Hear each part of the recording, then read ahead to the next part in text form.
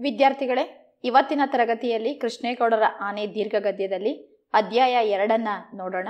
ಅಧ್ಯಾಯ 1ರಲ್ಲಿ current lineman Durgappa ಕೊಡಲಿಯನ್ನ ಕೇಳೋದಿಕ್ಕೆ ಅಂತ ಅಂದ್ಬಿಟ್ಟು ನಮ್ಮ ನಿರೂಪಕರ ಹತ್ರ ಬಂದಿರ್ತಾನೆ. ನಿರೂಪಕರು ಕೊಡಲಿಯನ್ನ ಅಟ್ಟದ ಮೇಲೆ ಹಾಕಿದೀವಿ, ನೀನೇ ತಗೊಂಡೋಗು ದುರ್ಗಪ್ಪ ಅಂತ ಹೇಳ್ತಾರೆ. ಆತ ಅಟ್ಟ ಹತ್ತಿ ಕೊಡಲಿಯನ್ನ ತಗೊಂಡು ಹೋಗ್ತಾನೆ, ಮತ್ತೆ ಅದನ್ನ ವಾಪಸ್ ಕೊಟ್ಟಿರೋದಿಲ್ಲ. ಈಗ 2ನೇ ಅಧ್ಯಾಯದಲ್ಲಿ ಆ ವಿಚಾರ ಮುಂದುವರಿತಾ ಇದೆ ನೋಡಿ. ದುರ್ಗಪ್ಪ ಹಾಗಾದ್ರೆ ಕೊಡ್ಲಿ ತಗೊಂಡು ಎತ್ತ ಹೋದ. ಚಿಂತಿಸಿದಾಗೆಲ್ಲ ನನಗೆ ಅವನು ಕೃಷ್ಣೇಗೌಡರ ಆನೆಯನ್ನು ದೂಷಿಸಿದ್ದು ನೆನಪಿಗೆ ಬರುತ್ತಿತ್ತು. ದುರ್ಗಪ್ಪ ಹಂಗಾದ್ರೆ ಕೊಡ್ಲಿ ತಗೊಂಡು ಯಾವ ಕಡೆ ಹೊರಟೋದ? ನಾನು ಈ ವಿಚಾರವನ್ನ ಯೋಚನೆ ಮಾಡಿದಾಗ್ಲೆಲ್ಲ ನನಗೆ ಅವನು ಕೃಷ್ಣೇಗೌಡರ ಆನೆಯನ್ನ ಬೈದಿದ್ದೇನೆ ನನ್ನ ನೆನಪಿಗೆ ಬರ್ತಾ ಇತ್ತು. ಅವನು ಹೇಳ್ತಾನೆ ನೋಡಿ, ಕೃಷ್ಣೇಗೌಡರು ಆನೆ ಎಲೆಯನ್ನ ಕಿತ್ಕೊಂಡು ತಿನ್ನೋದಿಕ್ಕೆ ಹೋಗಿ ಮರದ ಕೊಂಬೆನೇ ಎಳೆದು ಬಿಟ್ಟಿದೆ, ಕೊಂಬೆ ಮುರಿದು ಲೈನ್ ಮೇಲೆ ಬಿದ್ದಿದೆ, ಅದನ್ನ ನಾನು ಕೊಡ್ಲಿ ತಗೊಂಡೋಗಿ ಕ್ಲಿಯರ್ ಮಾಡಬೇಕು, ಅದನ್ನೆಲ್ಲ ಕಟ್ ಮಾಡಿ ತೆಗಿಬೇಕು, ಇದೆಲ್ಲ ಕೃಷ್ಣೇಗೌಡರು ಆನೆದೇನೆ ಕೆಲಸ, ಅದಕ್ಕೆ ಸಾಕ್ಷಿಯಾಗಿ ಆ ಮರದ ಕೆಳಗಡೆ ಲದ್ದಿ ಬಿದ್ದಿದೆ ಅಂತ ಎಲ್ಲ ಹೇಳಿರ್ತಾನೆ ನೋಡಿ. ಕೃಷ್ಣೇಗೌಡರ ಆನೆ ಕಾಡಿನಿಂದ ಹಿಡಿದು ತಂದು ಪಳಗಿಸಿದ ಆನೆಯಲ್ಲ, ಘಟ್ಟದ ಕೆಳಗಿದ್ದ ಗೂಳೂರು ಮಠದ ಆನೆ ಹಾಕಿದ ಮರಿಯೇ ಕೃಷ್ಣೇಗೌಡರ ಬಳಿ ಇದ್ದ ಆನೆ. ಇದು ಹುಟ್ಟಿದ್ದು ಬೆಳೆದಿದ್ದು ಎಲ್ಲ ಊರಿನಲ್ಲಿ ಜನಗಳ ನಡುವೆಯೇ. ಹಾಗಾಗಿ ಅದಕ್ಕೆ ಕಾಡಿನ ಬಗ್ಗೆಯಾಗಲಿ ಕಾಡಿನಲ್ಲಿರುವ ಇತರ ಕಾಡಾನೆಗಳ ಬಗ್ಗೆಯಾಗಲಿ ಏನೂ ತಿಳುವಳಿಕೆ ಇರಲಿಲ್ಲವೆಂದು ಕಾಣುತ್ತದೆ. ಅದು ಮೂಡಿಗೆರೆಯ ಪೇಟೆಗೆ ಎಷ್ಟೊಂದು ಒಗ್ಗಿತ್ತೆಂದರೆ ಯಾವ ಲಂಗು ಲಗಾಮಿಲ್ಲದೆ ದನಕರುಗಳ ರೀತಿಯಲ್ಲಿ ಪೇಟೆಯೊಳಗೆ ತಿರುಗಿಕೊಂಡಿರುತ್ತಿತ್ತು. ಸ್ಕೂಲು ಮಕ್ಕಳು ಅದರ ಹತ್ತಿರ ಬರಲು ಹೆದರುತ್ತಿದ್ದವಾದರೂ ಅವರು ದೂರದಿಂದಲೇ ಗೌರಿ ಎಂದು ಕೂಗಿದರೆ ಸಾಕು, ಸೊಂಡಿಲೆತ್ತಿ ಸಲಾಂ ಮಾಡುತ್ತಿತ್ತು. ದಾರಿ ಬದಿಯ ಪೆಟ್ಟಿಗೆ ಅಂಗಡಿಗಳವರು ಹಣ್ಣು ಖರ್ಚಾದ ಬಾಳೆಗೊನೆಗಳ ದಿಂಡು ಸಿಪ್ಪೆಗಳನ್ನು, ಜಜ್ಜಿದ ಹಾಳಾದ ಹಣ್ಣುಗಳನ್ನು ಅದಕ್ಕೆ ಕೊಡಲು ಇಟ್ಟಿರುತ್ತಿದ್ದರು. ಈ ಆನೆ ಖಾಯಮಾಗಿ ಎಲ್ಲ ಪೆಟ್ಟಿಗೆ ಅಂಗಡಿಗಳ ಬಳಿಗೂ ಹೋಗಿ ಅವನ್ನೆಲ್ಲ ಸೊಂಡಿಲಲ್ಲಿ ತಗೊಂಡು ತಿನ್ನುತ್ತಿತ್ತು. ವಿದ್ಯಾರ್ಥಿಗಳಲ್ಲಿ ನಿರೂಪಕರು ಕೃಷ್ಣೇಗೌಡರ ಆನೆ ಹುಟ್ಟಿ ಬೆಳೆದ ಬಗೆಯನ್ನ ಹೇಳ್ತಾ ಇದ್ದಾರೆ. ಕೃಷ್ಣೇಗೌಡರ ಹತ್ರ ಇರೋ ಹೆಣ್ಣಾನೆ ಕಾಡಿಂದ ಹಿಡ್ಕೊಂಡು ಬಂದು ಪಳಗಿಸಿರೋ ಆನೆ ಅಲ್ಲ. ಪಳಗಿಸೋದು ಅಂತಂದ್ರೆ ಮನುಷ್ಯ ತನಗೆ ಬೇಕಾದ ಹಾಗೆ ಅದಕ್ಕೆ ಬುದ್ಧಿ ಕಲಿಸ್ತಾನೆ, ಆ ರೀತಿ ಪಳಗಿಸಿರೋ ಆನೆಯಲ್ಲ. ಬದಲಾಗಿ ಘಟ್ಟದ ಕೆಳಗಿದ್ದ, ಘಟ್ಟ ಅಂದ್ರೆ ಎತ್ತರವಾದ ಪ್ರದೇಶ ಅಂತ, ಘಾಟ್ ಸೆಷನ್ ಅಂತ. ಆ ಘಟ್ಟದ ಕೆಳಗಡೆ ಗೂಳೂರು ಮಠ ಅಂತ ಇತ್ತು. ಆ ಮಠದ ಹೆಸರು ಗೂಳೂರು ಮಠ ಅಂತ. ಅಲ್ಲಿ ಆ ಒಂದು ಆನೆ ಇತ್ತು. ಆ ಆನೆ ಹಾಕಿದ ಮರಿನೇ ಕೃಷ್ಣೇಗೌಡರ ಹತ್ರ ಇರೋ ಆನೆ. ಇದು ಹುಟ್ಟಿದ್ದು ಬೆಳೆದಿದ್ದು ಎಲ್ಲ ಊರ್ನಲ್ಲೇನೆ, ಜನಗಳ ನಡುವೆನೇನೆ. ಹಾಗಾಗಿ ಅದಕ್ಕೆ ಕಾಡು ಅಂದ್ರೆ ಹೇಗಿರುತ್ತೆ, ಕಾಡಿನಲ್ಲಿ ಇರುವ ಬೇರೆ ಕಾಡಾನೆಗಳ ಬಗ್ಗೆ ಆಗಲಿ ಏನೂ ಅದಕ್ಕೆ ಸ್ವಲ್ಪನೂ ಗೊತ್ತಿರಲಿಲ್ಲ ಅಂತ ಅನಿಸುತ್ತೆ ಅಂತ ನಿರೂಪಕರು ಅಭಿಪ್ರಾಯ ಪಡ್ತಾರೆ. ಅದು ಮೂಡಿಗೆರೆ ಪೇಟೆಗೆ ಅಂದರೆ ಮೂಡಿಗೆರೆ ನಗರಕ್ಕೆ ಎಷ್ಟೊಂದು ಹೊಂದಾಣಿಕೆಯಾಗಿತ್ತು ಅಂತ ಅಂದರೆ ಯಾವ ಲಂಗು ಲಗಾಮಿಲ್ಲದೆ, ಲಂಗು ಲಗಾಮು ಅಂತಂದರೆ ನಿಯಂತ್ರಣ ಅಂತ, ಅಂದರೆ ಚೈನ್ ಹಾಕ್ತಾರೆ, ಹಗ್ಗ ಹಾಕ್ತಾರೆ, ಆ ಥರದ್ದು ಯಾವುದೂ ಕಂಟ್ರೋಲಿಂಗ್ ಇಲ್ಲದೇನೆ, ನಿಯಂತ್ರಣ ಇಲ್ಲದೇನೆ ದನಕರುಗಳ ರೀತಿಯಲ್ಲಿ ಪೇಟೆ ಒಳಗಡೆ ಎಲ್ಲ ತಿರುಗಾಡ್ಕೊಂಡಿರ್ತಿತ್ತಂತೆ. ಸ್ಕೂಲ್ ಮಕ್ಕಳಿಗೆ ಆಸೆ, ಆನೆನ ನೋಡಿದ್ರೆ ಆಸೆ ಆಗುತ್ತೆ, ಅದನ್ನು ಮಾತಾಡಿಸ್ಬೇಕು ಅಂತ ಇಷ್ಟ ಆಗುತ್ತೆ. ಆದರೆ ಹತ್ರ ಹೋಗೋದಿಕ್ಕೆ ಹೆದರ್ಕೊಳ್ತವೆ. ಯಾಕೆಂದರೆ ಅಷ್ಟು ದೊಡ್ಡ ಪ್ರಾಣಿ ಅಲ್ವಾ, ಏನಾದರೂ ಮಾಡಿಬಿಡುತ್ತೆ ಅಂತ ಅವಕ್ಕೆ ಭಯ ಆಗುತ್ತೆ. ಆ ಮಕ್ಕಳು ಪ್ರೀತಿಯಿಂದ ದೂರದಲ್ಲೇ ನಿಂತ್ಕೊಂಡು ಅದರ ಹೆಸರು ಗೌರಿ ಅಂತ ಹಂಗಂತ ಕೂಗಿದ್ರೆ ಸಾಕಂತೆ ಅಲ್ಲಿಂದಲೇ ಸೊಂಡಿಲೆತ್ತಿ ಸಲಾಂ ಮಾಡ್ತಿತ್ತಂತೆ, ಅಂದರೆ ನಮಸ್ಕಾರ ಮಾಡ್ತಿತ್ತಂತೆ. ದಾರಿ ಬದಿಯ ಪೆಟ್ಟಿಗೆ ಅಂಗಡಿಗಳವರು ಈ ಸಂತೆನಲ್ಲಿ ರಸ್ತೆಯ ಆ ಕಡೆ ಬದಿ ಈ ಕಡೆ ಬದಿನಲ್ಲಿ ಅಂಗಡಿಗಳು ಇಟ್ಕೊಂಡಿರ್ತಾರಲ್ವಾ, ಅವರು ಹಣ್ಣು ಖರ್ಚಾದ್ಮೇಲೆ ಬಾಳೆಗೊನೆದು ದಿಂಡು ಉಳಿಯುತ್ತೆ ನೋಡಿ, ಆ ಮಧ್ಯದ ಭಾಗ ದಿಂಡು ಉಳಿಯುತ್ತಲ್ವ, ಅದನ್ನು ಬಿಸಾಕ್ತಾ ಇರಲಿಲ್ವಂತೆ, ಹಾಗೆ ಇಡ್ತಿದ್ರಂತೆ. ಆಮೇಲೆ ಸಿಪ್ಪೆಗಳನ್ನು, ಬಾಳೆಹಣ್ಣು ತಿಂದಾದ್ಮೇಲೆ ಸಿಪ್ಪೆ ಉಳಿಯುತ್ತಲ್ಲ ಅದು, ಕೆಲವು ಸರಿ ಹಣ್ಣು ತರಕಾರಿ ತರಬೇಕಾದ್ರೆ ಒಂದಕ್ಕೊಂದು ಒತ್ತಿ ಹಾಳಾಗಿರುತ್ತಲ್ವ, ಅವನ್ನೆಲ್ಲ ಬಿಸಾಕ್ತಾ ಇರಲಿಲ್ವಂತೆ. ಹಾಗೆಯೇ ಹಾಳಾಗಿರೋ ಹಣ್ಣುಗಳು ಅಂದರೆ ಹುಳು ಆಗಿರ್ತಕ್ಕಂಥದ್ದು, ಕೊಳತೋಗಿರೋ ಹಣ್ಣುಗಳು, ಅವನ್ನೆಲ್ಲನೂ ಕಸಕ್ಕೆ ಹಾಕ್ತಾ ಇರಲಿಲ್ವಂತೆ, ಎಲ್ಲ ಆನೆಗೆ ಕೊಡೋದಿಕ್ಕೆ ಅಂತಲೇ ಇಟ್ಟಿರ್ತಾ ಇದ್ರಂತೆ. ಆ ಆನೆ ಖಾಯಂ ಆಗಿ ಅಂತ ಅಂದರೆ ಪ್ರತಿದಿನವೂ ಸಹಿತ ಎಲ್ಲ ಪೆಟ್ಟಿಗೆ ಅಂಗಡಿಗಳ ಹತ್ರನೂ ಹೋಗಿ ಅವ್ರು ಕೊಟ್ಟಿದ್ದನ್ನೆಲ್ಲ ಸೊಂಡ್ಲಲ್ಲಿ ತಗೊಂಡು ತಿಂತಿತ್ತಂತೆ. ಇಲ್ಲಿ ಆನೆ ಜನಗಳ ಜೊತೆ ಎಷ್ಟು ಚೆನ್ನಾಗಿ ಹೊಂದಾಣಿಕೆ ಮಾಡ್ಕೊಂಡಿತ್ತು ಅಂತ ಅನ್ನೋದನ್ನ ನೋಡ್ಬೋದು. ಹಾಗೇನೆ ಜನಗಳಿಗೂ ಅಷ್ಟೇನೆ ಆನೆ ಅಂತ ಅಂದರೆ ಭಯ ಇರಲಿಲ್ಲ. ಅದ್ರ ಬಗ್ಗೆ ಪ್ರೀತಿ ಇತ್ತು ಅನ್ನೋದನ್ನ ನಾವಿಲ್ಲಿ ಗಮನಿಸಬಹುದು. ಮಠದ ಜಗದ್ಗುರುಗಳನ್ನು ಜನರು ಅಡ್ಡಪಲ್ಲಕ್ಕಿಯಲ್ಲಿ ತಮ್ಮ ಹೆಗಲ ಮೇಲೆ ಹೊರತೊಡಗಿದ್ದರಿಂದ ಆನೆಗೆ ಜಗದ್ಗುರುಗಳನ್ನು ಹೊರುವ ಕೆಲಸ ತಪ್ಪಿ ಹೋಯಿತು. ಹೀಗಾಗಿ ನಿರುಪಯುಕ್ತವೆನಿಸಿದ ಈ ಆನೆಯನ್ನು, ಅದಕ್ಕಿಂತ ಮುಖ್ಯವಾಗಿ ಅದರ ಮಾವುತನನ್ನು ಹೊರಹಾಕಿ ಕೈ ತೊಳೆದುಕೊಳ್ಳಲು ಮಠದವರು ಹವಣಿಸುತ್ತಿದ್ದರು. ಅದರ ಮಾವುತ ವೇಲಾಯುಧನನ್ನು ಸಾಕುವುದು ಆ ಆನೆಯನ್ನು ಸಾಕುವುದಕ್ಕಿಂತ ಹೆಚ್ಚು ತ್ರಾಸದಾಯಕವಾಗಿತ್ತು ಮಠದವರಿಗೆ. 24 ಗಂಟೆಯೂ ಕುಡಿದೇ ಇರುತ್ತಿದ್ದ ಈ ಮಾವುತ ಮಠದ ಸಾತ್ವಿಕ ವಾತಾವರಣಕ್ಕೆ ದೊಡ್ಡ ತಲೆನೋವಾಗಿದ್ದ. ದುರ್ನಡತೆಗಾಗಿ ಅವನಿಗೆ ಛೀಮಾರಿ ಹಾಕಿ ಒಮ್ಮೆ ಓಡಿಸಿದಾಗ ಆನೆ ಅನೇಕ ದಿನಗಳವರೆಗೆ ಯಾರ ಮಾತನ್ನೂ ಕೇಳದೆ ಊಟವನ್ನೇ ವರ್ಜಿಸಿತ್ತು. ಕೊನೆಗೆ ಆನೆಯ ಸಲುವಾಗಿ ವೇಲಾಯುಧನನ್ನು ಹುಡುಕಿಕೊಂಡು ಕೇರಳದವರೆಗೂ ಹೋಗಿ ಕರೆತಂದರು. ಆನೆ ಇರುವವರೆಗೆ ತನ್ನ ಅನಿವಾರ್ಯತೆಯನ್ನು ಅರಿತ ಅವನು ಮಠಕ್ಕೆ ಇನ್ನಷ್ಟು ಕಿರುಕುಳ ಕೊಡಲಾರಂಭಿಸಿದ. ಇದೆಲ್ಲ ಬಹಳ ಹಿಂದಿನ ಕತೆ. ಆನೆ ಮೂಡಿಗೆರೆಗೆ ಬರುವುದಕ್ಕೂ ಬಹಳ ಹಿಂದೆ ನಡೆದದ್ದು. ವಿದ್ಯಾರ್ಥಿಗಳೇ, ನೀವಿಲ್ಲಿ ಗಮನಿಸಿ, ಇದೇನೇನೆ ಪಲ್ಲಕ್ಕಿ ಅಂದ್ಬಿಟ್ಟು ಇದ್ರೊಳಗಡೆ ಕೂರಿಸ್ಕೊಂಡು ಭಕ್ತಾದಿಗಳನ್ನೇ ಹೊರೋದಿಕ್ಕೆ ಪ್ರಾರಂಭ ಮಾಡಿಬಿಡ್ತಾರೆ ಜಗದ್ಗುರುಗಳನ್ನ. ಅದೇ ಇಲ್ಲಿ ಕೊಟ್ಟಿರ್ತಕ್ಕಂಥದ್ದು. ಮಠದ ಜಗದ್ಗುರುಗಳು ಅಂತಂದ್ರೆ ಮಠದ ಸ್ವಾಮೀಜಿಗಳು ಅಂತ. ಹಿರಿಯ ಸ್ವಾಮೀಜಿಗಳು ಇರ್ತಾರಲ್ವಾ, ದೊಡ್ಡ ಸ್ವಾಮೀಜಿ, ಅವ್ರನ್ನ ಜನ ನೋಡಿ ಈ ಥರ ಅಡ್ಡ ಪಲ್ಲಕ್ಕಿಯಲ್ಲಿ ತಮ್ಮ ಹೆಗಲು ಮೇಲೇನೆ ಹೊರತೊಡಗಿದ್ದರಿಂದ ಆನೆಗೇನಾಯ್ತು, ಜಗದ್ಗುರುಗಳನ್ನ ಹೊತ್ಕೊಂಡು ಮೆರವಣಿಗೆ ಮಾಡೋ ಕೆಲಸ ತಪ್ಪಿ ಹೋಯ್ತಂತೆ. ಈಗ ಆನೆಗೆ ಮಠದಲ್ಲಿ ಏನು ಕೆಲಸ ಇಲ್ದಂಗ ಆಗೋಯ್ತು. ಮೈಸೂರು ದಸರಾದಲ್ಲಿ ಆನೆ ಬೆನ್ನ ಮೇಲೆ ಚಾಮುಂಡೇಶ್ವರಿಯನ್ನ ಇಟ್ಟು ಮೆರವಣಿಗೆ ಮಾಡಿಸ್ತಾರಲ್ವಾ, ಅದೇ ರೀತಿನೇ ಇಲ್ಲಿ ಮಠದ ಜಗದ್ಗುರುಗಳನ್ನ ತನ್ನ ಬೆನ್ನ ಮೇಲೆ ಹೊತ್ಕೊಂಡು ಆನೆ ಮೆರವಣಿಗೆ ಮಾಡ್ತಿತ್ತು. ಇಲ್ಲಿ ಭಕ್ತಾದಿಗಳಿಗೆ ಭಕ್ತಿ ಹೆಚ್ಚಾಗಿ ಸ್ವಾಮೀಜಿಗಳನ್ನ ಹೊತ್ಕೊಂಡು ಓಡಾಡಿದ್ರೆ ಆ ಪುಣ್ಯ ನಮಗೆ ಸಿಗುತ್ತೆ ಅಂತ ಅನ್ನೋ ಸಲುವಾಗಿ ಅವರೇ ಸ್ವಾಮೀಜಿಗಳನ್ನ ಕೂರಿಸ್ಕೊಂಡು ತಮ್ಮ ಹೆಗಲ ಮೇಲೆ ಓರೋದಕ್ಕೆ ಪ್ರಾರಂಭ ಮಾಡಿಬಿಟ್ರು. ಹಾಗಾಗಿ ಆನೆಗೆ ಕೆಲಸ ಇಲ್ದಂಗೆ ಆಗೋಯ್ತು. ಹೀಗಾಗಿ ಈ ಯಾವುದಕ್ಕೂ ಪ್ರಯೋಜನಕ್ಕೆ ಬಾರದೇ ಇರೋ ಈ ಆನೆಯನ್ನ, ಅದಕ್ಕಿಂತ ಮುಖ್ಯವಾಗಿ ಅದರ ಮಾವುತನನ್ನ, ಆನೆಯನ್ನ ನೋಡ್ಕೊಳ್ತಕ್ಕಂಥವನ್ನ ನಾವು ಮಾವುತ ಅಂತ ಕರಿತೀವಿ. ಆ ಮಾವುತನನ್ನ ಹೊರಗಡೆ ಹಾಕಿ ಕೈ ತೊಳ್ಕೊಳ್ಳೋದಿಕ್ಕೆ, ಅಂದ್ರೆ ತಮ್ಮ ಜವಾಬ್ದಾರಿಯನ್ನ ಮುಗಿಸ್ಕೊಳ್ಳೋದಿಕ್ಕೆ ಮಠದವರು ಕಾಯ್ತಾ ಇದ್ರು. ಅದರ ಮಾವುತ ವೇಲಾಯುಧನನ್ನು ನೋಡಿ, ಇಲ್ಲಿ ಮಾವುತನ ಹೆಸರು ವೇಲಾಯುಧ ಅಂತ. ಇವನನ್ನ ಸಾಕೋದು ಆ ಆನೆಯನ್ನ ಸಾಕೋದಕ್ಕಿಂತ ಹೆಚ್ಚು ಕಷ್ಟಕರವಾಗಿತ್ತಂತೆ ಮಠದವರಿಗೆ. ಯಾಕೆ ಅಂತಂದ್ರೆ ಇವನು ದಿನದ 24 ಗಂಟೆನೂ ಕುಡ್ದೇ ಇರ್ತಿದ್ನಂತೆ ಈ ಮಾವುತ, ಈ ವೇಲಾಯುಧ. ಮಠದ ಒಳ್ಳೆಯ ವಾತಾವರಣಕ್ಕೆ ದೊಡ್ಡ ತಲೆನೋವಾಗ್ಬಿಟ್ಟಿದ್ನಂತೆ. ಜನ ಯಾರಾದ್ರೂ ಭಕ್ತಾದಿಗಳು ಮಠಕ್ಕೆ ಬಂದ್ರೆ ಇವನು ಕುಡಿದು ತೂರಾಡ್ತಾ ಕೆಟ್ಟ ಮಾತುಗಳಲ್ಲೆಲ್ಲ ಬೈತಾ ಹೇಗಂದ ಹಾಗೆ ನಡವಳಿಕೆಯನ್ನ ತೋರಿಸಿದಾಗ ಮಠಕ್ಕೆ ಬರೋರ ಸಂಖ್ಯೆ ಏನಾಗುತ್ತೆ, ಕಡಿಮೆ ಆಗುತ್ತೆ. ಆಮೇಲೆ ಮಠದ ಬಗ್ಗೆ ಹೊರಗಡೆ ಎಲ್ಲನೂ ಕೆಟ್ಟ ಅಭಿಪ್ರಾಯ ಬರುತ್ತೆ. ಹಾಗಾಗಿ ಇವನ ದುರ್ನಡತೆಗಾಗಿ, ಅಂದ್ರೆ ಇವನ ಕೆಟ್ಟ ನಡವಳಿಕೆಗಾಗಿ ಅವನಿಗೆ ಚೀಮಾರಿ ಹಾಕ್ತಾರೆ ಮಠದವರು. ಚೆನ್ನಾಗಿ ಬೈತಾರೆ. ಬೈದು ಮಠದಿಂದ ಆಚೆ ಕಳಿಸ್ಬಿಡ್ತಾರೆ. ಆದ್ರೆ ಈ ಕಡೆ ಏನಾಗುತ್ತೆ, ಆನೆ ಅನೇಕ ದಿನಗಳವರೆಗೆ ಯಾರ ಮಾತನ್ನು ಕೇಳಲಿಲ್ಲ. ಜೊತೆಗೆ ಊಟವನ್ನೇ ಬಿಟ್ಬಿಡ್ತಂತೆ. ವೇಲಾಯುಧ ಇರ್ಲಿಲ್ಲ ಅಲ್ವಾ, ಹಾಗಾಗಿ ಯಾರ ಮಾತನ್ನು ಕೇಳ್ತಾ ಇರ್ಲಿಲ್ವಂತೆ. ಸರಿಯಾಗಿ ಊಟನೂ ತಿಂತಾ ಇರ್ಲಿಲ್ವಂತೆ. ಅಂದ್ರೆ ಹುಲ್ಲು ಮೇವು ಅದೆಲ್ಲ ಏನು ತಿಂತಾ ಇರ್ಲಿಲ್ವಂತೆ. ಕೊನೆಗೆ ಮಠದವ್ರಿಗೆ ಆ ಆನೆ ನೋಡಿದಾಗ ಕರುಣೆ ಬಂತು, ಅಯ್ಯೋ ಅನ್ನಿಸ್ತು.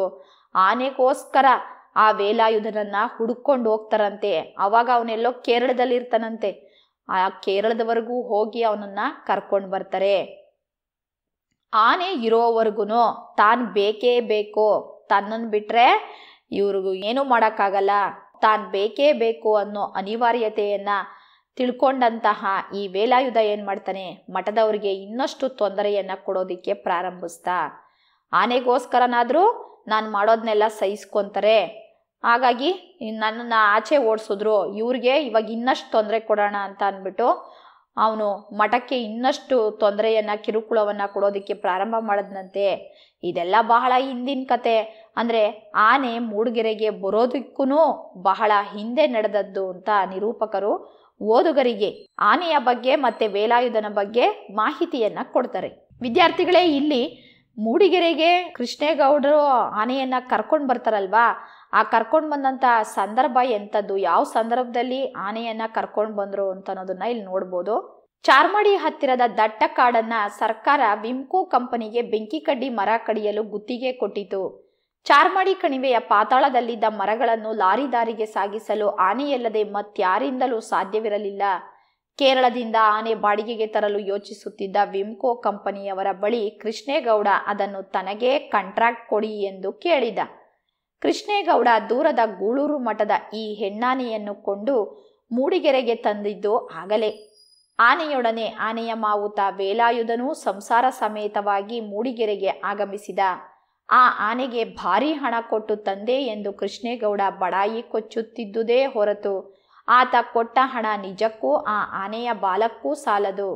ಮಠದವರು ಮೊದಲೇ ಈ ಆನೆಯನ್ನು ಆನೆಯ ಮಾವುತನನ್ನು ಯಾರಿಗಾದರೂ ದಾಟಿಸಬೇಕೆಂದು ನೋಡುತ್ತಿದ್ದುದರಿಂದ ಕೃಷ್ಣೇಗೌಡ ಆ ಆನೆಯನ್ನು ಕೇಳಿದ ಕೂಡಲೇ ವೇಲಾಯುಧ ಮಠದಲ್ಲಿ ಮಾಡಿದ್ದ 4,5,000 ಸಾಲ ಹಿಂತಿರುಗಿಸಿದರೆ ಸಾಕು ಎಂದು ಕೊಡಲು ಒಪ್ಪಿದರು. ಚಾರ್ಮಡಿ ಹತ್ತಿರದ ದಟ್ಟ ಕಾಡನ್ನ, ಅಂದರೆ ಚಾರ್ಮಡಿ ಘಾಟ್ ಅಂತ ನೀವು ಕೇಳಿದಿರಲ್ವಾ, ಧರ್ಮಸ್ಥಳಕ್ಕೆ ಹೋಗ್ಬೇಕಾದ್ರೆ ಈ ಚಾರ್ಮಡಿ ಘಾಟ್ ಸಿಗುತ್ತೆ ನೋಡಿ, ಅದೇನೇನೆ ಈ ಒಂದು ಚಾರ್ಮಡಿ ಘಟ್ಟದ ಬಗ್ಗೆನೇ ಹೇಳ್ತಾ ಇರೋದು. ಈ ಚಾರ್ಮಡಿ ಘಾಟ್ ಏನಿದೆಯೋ ಈ ದಟ್ಟವಾದ ಅರಣ್ಯವನ್ನ ಸರ್ಕಾರ ವಿಮ್ಕೋ ಅನ್ನೋ ಹೆಸರಿನ ಒಂದು ಕಂಪ್ನಿಗೆ ಬೆಂಕಿ ಕಡ್ಡಿ ಮರ ಕಡಿಯೋದಿಕ್ಕೆ ಗುತ್ತಿಗೆ ಕೊಡ್ತು. ಗುತ್ತಿಗೆ ಅಂತಂದ್ರೆ ಕಾಂಟ್ರಾಕ್ಟ್ ಅಂತ. ಇಲ್ಲಿ ಬೆಂಕಿ ಕಡ್ಡಿ ಮರಗಳು ಎಲ್ಲ ಒಂದೇ ಕಡೆ ಇರಲ್ಲ, ಇಲ್ಲೆಲ್ಲೋ ಇರುತ್ತೆ, ಇಲ್ಲಿರುತ್ತೆ, ಇಲ್ಲೆಲ್ಲೆಲ್ಲೋ ಇರುತ್ತೆ. ಅವರು ಆ ಮರಗಳನ್ನ ಮಾತ್ರ ಕಡಿಬೇಕು, ಬೇರೆ ಮರಗಳನ್ನ ಕಡಿಯೋ ಹಾಗಿಲ್ಲ. ಚಾರ್ಮಡಿ ಕಣಿವೆ ಅಂತಂದ್ರೆ, ಕಣಿವೆ ಅಂದ್ರೆ ವ್ಯಾಲಿ ಅಂತ, ಚಾರ್ಮಡಿ ಕಣಿವೆ ಪಾತಾಳದಲ್ಲಿದ್ದಂತಹ ಮರಗಳನ್ನ ಲಾರಿ ದಾರಿಗೆ ಸಾಗಿಸೋದಿಕ್ಕೆ ಆನೆ ಅಲ್ಲದೇನೆ ಬೇರೆ ಯಾರಿಂದನೂ ಸಾಧ್ಯವಿರಲಿಲ್ಲ. ಯಾಕೆ ಅಂತಂದ್ರೆ ಹಳ್ಳ ಕೊಳ್ಳಗಳೆಲ್ಲ ಇರ್ತವೆ, ದಾರಿ ಇರೋದಿಲ್ಲ, ಮನುಷ್ಯರು ಮರದ ದಿಮ್ಮಿಗಳನ್ನ ಹೊತ್ಕೊಂಡ್ಬರೋದಕ್ಕೆ ಸಾಧ್ಯ ಆಗೋದಿಲ್ಲ, ಆನೆಯಿಂದ ಮಾತ್ರ ಸಾಧ್ಯ. ಹಾಗಾಗಿ ಈ ವಿಮ್ಕೋ ಕಂಪ್ನಿನವ್ರು ಏನು ಮಾಡ್ತಾರೆ, ಕೇರಳದಿಂದ ಆನೆಗಳನ್ನ ಬಾಡಿಗೆಗೆ ತಂದುಬಿಡೋಣ ಅಂತ ಯೋಚನೆ ಮಾಡ್ತಿದ್ರಂತೆ. ಕೇರಳದಲ್ಲಿ ನೋಡಿ ಆನೆಗಳನ್ನ ಹೆಚ್ಚಾಗಿ ಸಾಕ್ತಾರೆ, ಹಾಗಾಗಿ ಅಲ್ಲಿ ಬಾಡಿಗೆಗೆ ಸಿಗ್ತವೆ. ಈ ವಿಷಯ ಅದೆಂಗೋ ನಮ್ಮ ಕೃಷ್ಣೇಗೌಡನ ಕಿವಿಗೆ ಬಿತ್ತು. ಆತ ಏನು ಮಾಡ್ತಾನೆ, ಈ ವಿಮ್ಕೋ ಕಂಪ್ನಿಯವ್ರ ಹತ್ರ ಹೋಗ್ಬಿಟ್ಟು ಅದನ್ನು ನನಗೆ ಕಾಂಟ್ರಾಕ್ಟ್ ಕೊಟ್ಬಿಡಿ, ನಾನೇ ಆನೆನ ಬಾಡಿಗೆಗೆ ಕೊಡ್ತೀನಿ ಅಂತ ಅಂದ್ಬಿಟ್ಟು ಹೇಳ್ತಾನೆ. ಕೃಷ್ಣೇಗೌಡ ದೂರದ ಗೂಳೂರು ಮಠಕ್ಕೆ ಹೋಗ್ತಾನೆ. ಈ ಹೆಣ್ಣಾನೆಯನ್ನ ಕೊಂಡ್ಕೊಂಡು ಮೂಡಿಗೆರೆಗೆ ತಂದಿದ್ದು ಇದೇ ಸಂದರ್ಭದಲ್ಲೇ ನೋಡಿ. ಆನೆ ಜೊತೆಗೆ ಆನೆಯನ್ನ ಸಾಕ್ತಕ್ಕಂತಹ, ಆನೆಯನ್ನ ನೋಡ್ಕೊಳ್ತಕ್ಕಂಥ ಮಾವುತ ವೇಲಾಯುಧನೂ ಸಹಿತ ಸಂಸಾರ ಸಮೇತವಾಗಿ ಮೂಡಿಗೆರೆಗೆ ಬರ್ತಾನೆ. ಇಲ್ಲಿ ಮೂಡಿಗೆರೆಯಲ್ಲಿ ಕೃಷ್ಣೇಗೌಡ ಆ ಆನೆಗೆ ತುಂಬಾ ಹಣ ಕೊಟ್ಟಂದೆ ಅಂತ ಅಂದ್ಬಿಟ್ಟು ಬಡಾಯಿ ಕೊಚ್ಕೊಳ್ತಾ ಇರ್ತಾನೆ, ಅಂದ್ರೆ ಜಂಬ ಕೊಚ್ಕೊಳ್ತಾ ಇರ್ತಾನೆ ಹೊರತು ನಿಜವಾಗ್ಲೂ ಅವನು ಕೊಟ್ಟಿರೋ ಹಣ ಎಷ್ಟು ಗೊತ್ತಾ, ಆ ಆನೆ ಬಾಲನೂ ಸಹಿತ ಅವನು ಕೊಂಡ್ಕೊಳಕ್ ಆಗ್ತಾ ಇರಲಿಲ್ಲ. ಅಷ್ಟು ಕಡಿಮೆ ದುಡ್ಡಲ್ಲಿ ಅವನು ಇಡೀ ಆನೆಯನ್ನೇ ಕೊಂಡ್ಕೊಂಡ್ಬಿಟ್ಟ. ಅದ್ರ ಬಾಲನೂ ಬರ್ತಾ ಇರಲಿಲ್ಲ, ಅಂಥದ್ರಲ್ಲಿ ಇಡೀ ಆನೆನೇ ತಂದುಬಿಟ್ಟ. ಯಾಕೆ ಅಂತಂದ್ರೆ ಮಠದವರು ಮೊದಲೇನೆ ಈ ಆನೆನ ಮತ್ತೆ ಆನೆ ಮಾವುತನನ್ನ ಯಾರಿಗಾದ್ರೂ ಕೊಟ್ಬಿಡ್ಬೇಕು ಅಂತ ಕಾಯ್ತಾ ಇದ್ರು. ಕೃಷ್ಣೇಗೌಡ ಬಂದು ಆನೆನ ಕೇಳಿದ ತಕ್ಷಣವೇ ವೇಲಾಯುಧ ಕುಡಿಯೋದಿಕ್ಕೆ ಅಂತ ಅಂದ್ಬಿಟ್ಟು ಮಠದಲ್ಲಿ ಒಂದು 4,5,000 ಸಾಲ ಮಾಡ್ಕೊಂಡ್ಬಿಟ್ಟಿದ್ದಾನೆ, ಅದನ್ನೆಲ್ಲ ನೀವು ಕೊಟ್ಬಿಟ್ರೆ ಸಾಕು ಅಂತ ಅಂದ್ಬಿಟ್ಟು ಅವರು ಹೇಳ್ತಾರಂತೆ. ಹಾಗಾಗಿ ಕೃಷ್ಣೇಗೌಡನಿಗೆ ತುಂಬ ಕಡಿಮೆ ಹಣದಲ್ಲಿ ಆನೆ ಸಿಕ್ಬಿಡ್ತು. ಎಲ್ಲ ತರಹದ ವ್ಯವಹಾರಗಳನ್ನು ಮಾಡಿ ಎಲ್ಲದರಲ್ಲೂ ನಷ್ಟ ಅನುಭವಿಸಿ ಸೋತೋಗ್ಬಿಟ್ಟಿದ್ದ ನಮ್ಮ ಕೃಷ್ಣೇಗೌಡ. ಈ ಆನೆಯನ್ನ ಮೂಡಿಗೆರೆಗೆ ತಂದಾಗ ಜನ ಎಲ್ಲ ಮಾತಾಡ್ಕೊಳ್ತಾರಂತೆ, ಇಲ್ಲಿಗೆ ಇವನ ಕತೆ ಮುಗಿದಂತೆಯೇ ಎಂದು ಎಲ್ಲ ತೀರ್ಮಾನಿಸಿದರು. ಹೆಂಗೋ ಒಂಚೂರು ಸಾಲ ಸೋಲ ಮಾಡ್ಕೊಂಡು ಬದುಕಿದ್ದ, ಈಗ ಆನೆನೇ ತಂದ್ಬಿಟ್ಟಿದ್ದಾನೆ, ಇವನು ಬೀದಿಗೆ ಬೀಳ್ತಾನೆ, ಇವನ ಸಂಸಾರ ಹಾಳಾಗೋಗುತ್ತೆ, ಇವನಂತೂ ಉಳಿಯಲ್ಲ ಅಂತ ಎಲ್ಲ ಮಾತಾಡ್ಕೊಂಡ್ರಂತೆ. ಯಾಕೆ ಅಂದರೆ ಆನೆ ಸಾಕೋದು ಅಂತಂದರೆ ಒಂಥರ ಎಲೆಕ್ಷನಿಗೆ ನಿಂತ್ಕೊಂಡಂಗೆ. ಎಲೆಕ್ಷನಿಗೆ ನಿಂತವ್ರು ಏನು ಮಾಡ್ತಾರೆ, ಭಾಳ ಖರ್ಚು ಮಾಡ್ತಾರೆ, ಹೌದಲ್ವಾ? ಹಾಗಾಗಿ ಇಲ್ಲಿ ಆನೆ ಸಾಕೋದಿಕ್ಕೂ ಅಷ್ಟೇನೆ ಭಾಳ ಖರ್ಚಾಗುತ್ತೆ. ಮನೆ ಮಠ ಎಲ್ಲ ಮಾರ್ಕೊಳ್ಬೇಕು. ಕೊನೆಗೆ ಹೆಂಡತಿ ಮಕ್ಕಳು ಬಾಯಿಗೆ ಅನ್ನ ಅಲ್ಲ ಮಣ್ಣಾಕೋ ಅಂತ ವೇಗವಾದ ದಾರಿ ಅಂತ ಎಲ್ಲರೂ ನಂಬಿದ್ರಂತೆ. ಆನೆ ಸಾಕೋದು ಭಾಳ ಕಷ್ಟದ ಕೆಲಸ. ಯಾಕೆ ಅಂತಂದರೆ ಅದು ಒಂದು ಟೈಮ್ಗೆ ಮಣಗಟ್ಲೆ ಊಟ ತಿನ್ನುತ್ತೆ, ಮಣಗಟ್ಲೆ ಆಹಾರ ಬೇಕದಕ್ಕೆ. ಹಾಗಾಗಿ ಅದನ್ನು ಸಾಕೋದು ಕಷ್ಟದ ಕೆಲಸ ಅಂತ ಅಂದ್ಕೊಂಡಿದ್ರು.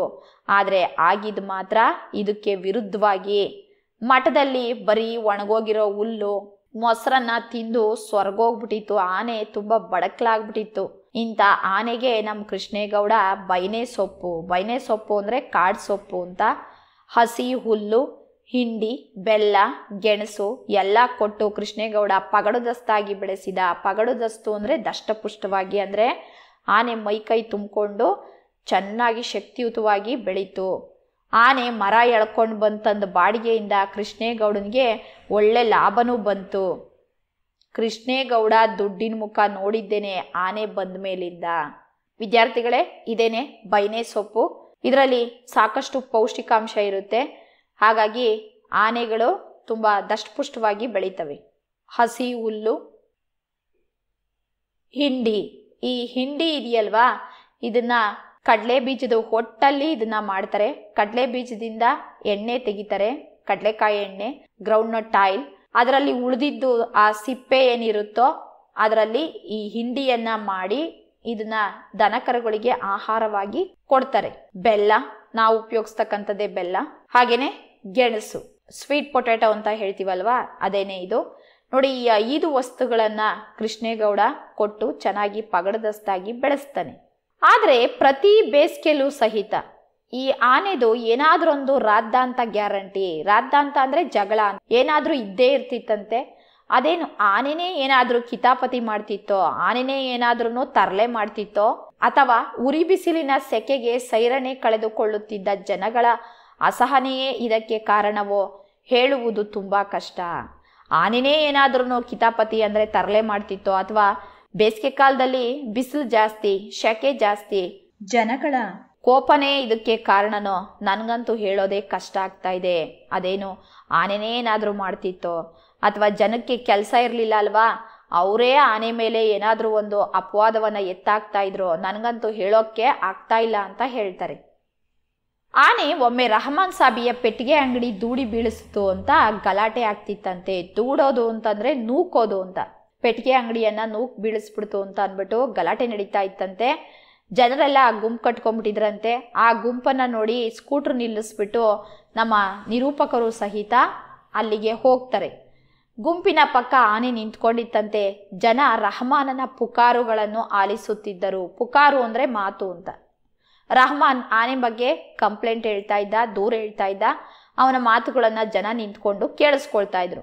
ಅವನು ಹೇಳ್ತಿದ್ದ, ಬಾಳೆಹಣ್ಣು ಕೊಡಲಿಲ್ಲ ಅಂತ ಅಂದ್ಬಿಟ್ಟು ನನ್ನ ಪೆಟ್ಟಿಗೆ ಅಂಗಡಿನೇ ನೂಕಿ ಬೀಳಿಸ್ಬಿಡ್ತು ಆನೆ, ಇದಕ್ಕೆಲ್ಲ ಕೃಷ್ಣೇಗೌಡರು ನಷ್ಟ ಕಟ್ಕೊಡ್ಬೇಕು ಅಂತ ಅಂದ್ಬಿಟ್ಟು ಜೋರಾದ ಗಂಟಲಿನಲ್ಲಿ ಕೂಗಾಡ್ತಿದ್ದಂತೆ. ಆಮೇಲೆ ಅಲ್ಲಿ ಒಡೆದೋಗಿದ್ದಂತಹ ಸೋಡಾ ಬಾಟಲಿಗಳನ್ನು, ಚಲ್ಲಾಪಿಲ್ಲಿಯಾಗಿ ಬಿದ್ದಿದ್ದ ಬೀಡಿ, ಬೆಂಕಿಪಟ್ಟಣ, ಪೆಪ್ರಮೆಂಟ್ಗಳು ಅವೆಲ್ಲ ಮಣ್ಣಾಗ್ಬಿಟ್ಟಿದ್ದೋ.